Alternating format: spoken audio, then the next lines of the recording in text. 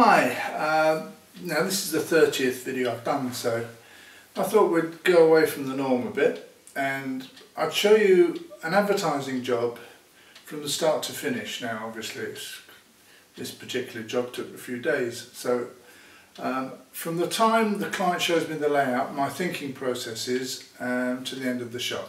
So here we go.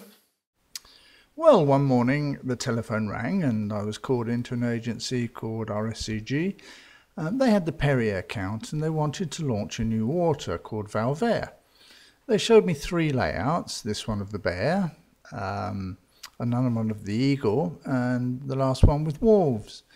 Now you see, they're very strict representations of what they want in the way of a photograph. They're even signed on the back to by the client.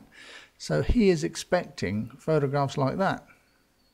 Now I can't of course show you all 3, so we're concentrating on this bear shot. Now as you can imagine, don't forget, we're in the period without any retouching. This is way before digital. Now we've got to remember it's a European launch, so the client will have money. So the major problem I've got now is trying to work out a price. Now we've got the 3 what will be 20-meter square posters to shoot, plus advertisements, a lot of media involved, so a lot of money invested. Now I've got to work out a price to take these photographs with all expenses, film, etc. Now that takes a long time. I've got to find the animals and work out exactly how to do it. Right now, if you're lucky enough to get the job, which I had in this case, then you've got to start worrying, because now you've really got to decide how you're going to do it. And when you look at the layout, it's not as simple as it looks, is it?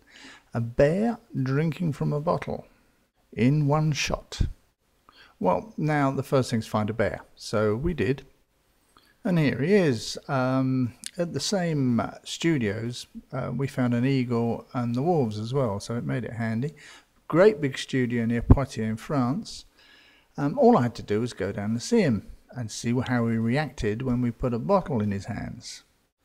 Well, how he reacted was by squashing the bottle and rolling over on the floor, which really wasn't what we wanted.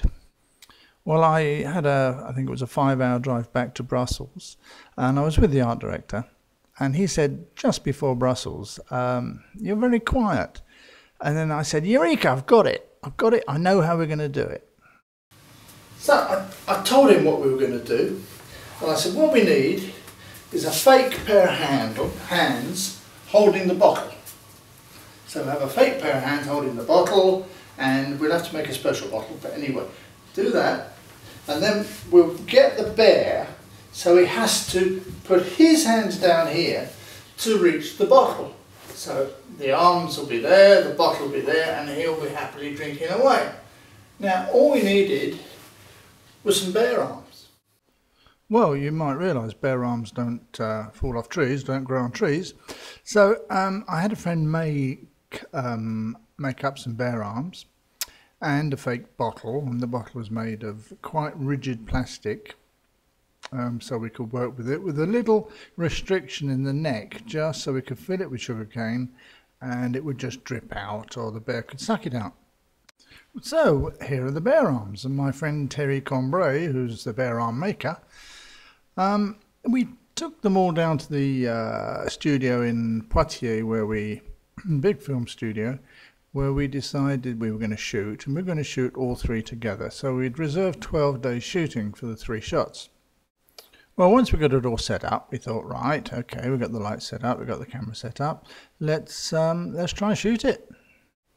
Well, here we are. Here's the first shot. Well, it's obvious, of course, that the bear is much higher than the bottle, so we've got to get the hands up a lot higher, or the bear a lot lower. But I think it would be easier to move the hands. Well, anyway, after a few tests like this, we eventually got the shot, which were much to our amazement and relief. So this is it, and that just shows how we do that type of work.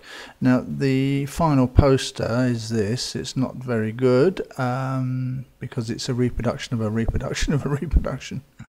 Now this is the poster of the eagle. Just thought you might like to see it. It's the Dutch version. These were used all over Europe, so there are lots of different versions. Unfortunately, I can't find the wharf shots, but maybe some other time.